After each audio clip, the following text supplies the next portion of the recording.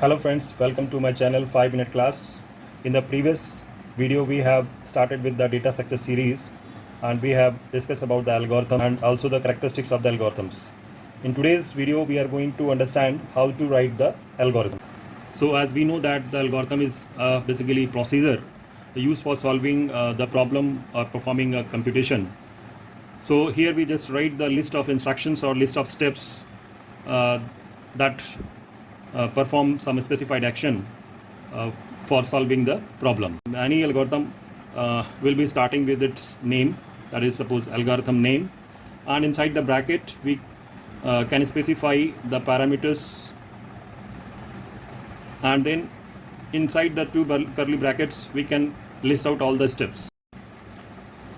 Let us see the first method of writing the algorithm. As I told you the structure of the algorithm, that we first write the name of the algorithm and inside the bracket the different parameters which are to be used.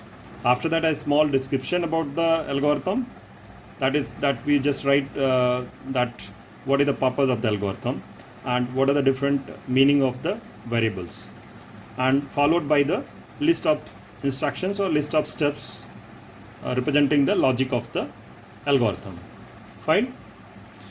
After that, we'll see the second method of writing the algorithm. Here we just use the pseudo code. Pseudo codes are nothing, they are just a syntax free representation of the code.